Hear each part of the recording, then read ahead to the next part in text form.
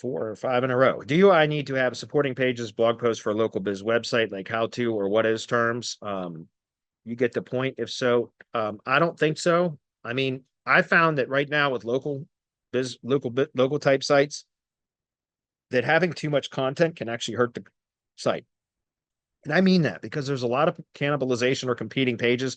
I'm not seeing near as much cannibalization now, but I am still seeing a lot of competing pages, which where means that there are pages or posts on the site that are competing with top level pages because they're targeting search queries that are similar to what the top level pages should be ranking for. If you do need supporting content for whatever reason, then it might make sense to publish those. But then that's where, again, a proper kind of silo structure makes sense, because then I would want to place supporting content as posts, if using WordPress, in the appropriate categories that are, the category is redirected, the category URL has a redirect to the top level page.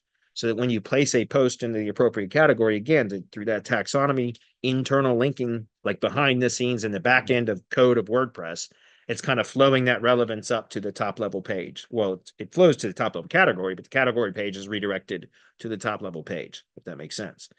So, again, just from my experience in the last many months, really, is client sites where we used to do blogging all the time, like for all my clients. That was part of our standard operating procedure, as part of our deliverables on a monthly basis was, depending on what level of retainer the client was on with me, we always did a minimum of 1 blog post per week. And, but in some cases, as many as 3 blog posts per week. And so what I found is, like, I've still got clients today that have been with me for 10 years. And for years, we were blogging 1, 2, or 3 posts per week. And over the last many months, 6, 8 months or whatever, I've actually been going through and pruning. So moving to trash, if it's a WordPress site, moving to trash large blocks of posts, like 200 at a time. No kidding. Because what I found is that there's a lot of, and this is kind of an interesting concept that I was introduced to a couple of years ago, called impression burn. But one of the things that I would recommend, like if you guys are having sites that have a lot of content and they're just not performing well, is go look at Search Console, and you can go sort by pages, and then, sort by impressions, and make sure that you check for average ranking position and clicks. Clicks and impressions are usually always by default checked anyways, but you can also check for average ranking position. And then you sort by impressions, and then you can take a look at the descending order of impressions and see, like, the pages that are getting a lot of impressions but 0 click activity, like, prune those from the site, because they're not helping. If they're not generating any activity from search, then now you could look at analytics and see, are you driving traffic to those pages from, an outside source outside of Google, like through social media, or something like that. Then if the pages are receiving engagement, they're receiving visitors, which you can tell from analytics, then fine, leave the page. But if you're looking at Search Console data and you can see that you're getting a lot of impressions for a page or post on a site and has 0 click activity from search, then what is the purpose of that page? Especially if you have the average ranking position checked in Search Console and you see that it's on, it's a page that's in position 79. Let's just throw that number out there as an example. If it's in position 79 and it's getting a lot of impressions but 0 clicks, it's because it's in position 79 and it's not getting any clicks. So what is the purpose of that page? Is it useful to the site? Is it helpful to the site? I'm telling you, no, it's not, because unless unless it's ranking high enough in search, getting an impression at a high enough position to receive a click from search, then what is the point of that page?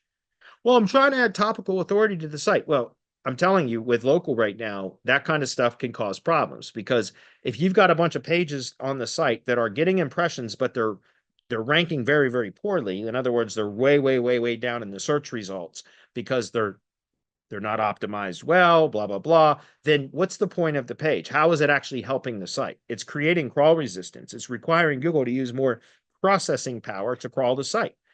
And what I found is, by trimming that down and making the sites as efficient as possible, as Cecilia, one of our mastermind members, had so eloquently said at one time, reduce crawl resistance. Google is rewarding sites that are efficient right now, at least in local search. Again, that's all I do is local. So I don't know how this applies to anything else. But in local search right now, if you can make the site efficient to where you can convey to Google very clearly with the least amount of processing power required, who the business is, what they do, and where they do it, Google is rewarding that. And so I found that sites that I had hundreds and sometimes well over 1,000 posts for clients, that just by trimming or removing that content, that the sites start to perform better, if that's clear.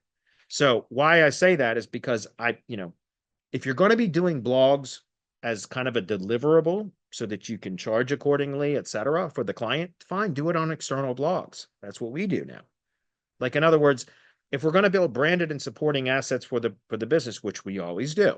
So like a Web 2.0 blog network, WordPress, Tumblr, Weebly, Jimdo, Wix, all of those different kinds of Blogger, it doesn't matter. G sites, Google sites, sites.google.com, etc.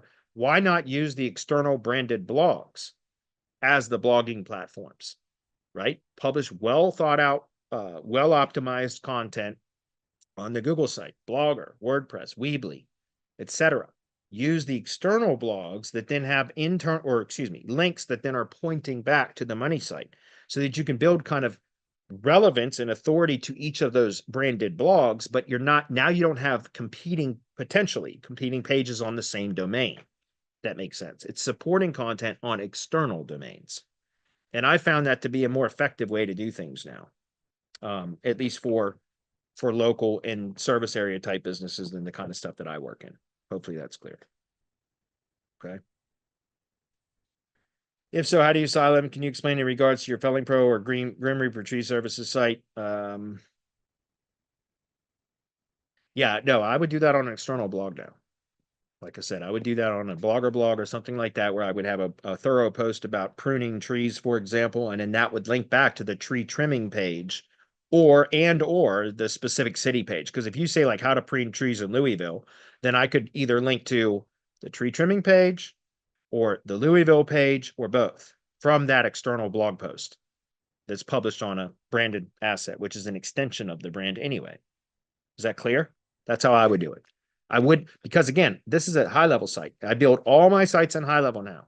And so high level blogs aren't as easy to manage as they are in WordPress, but high level sites are way easier to manage than WordPress sites are, if that makes sense. So I would rather just blog on external blogs than have to try to do that into a high level site. These are, once they're set up, man, you never have to touch these damn sites again.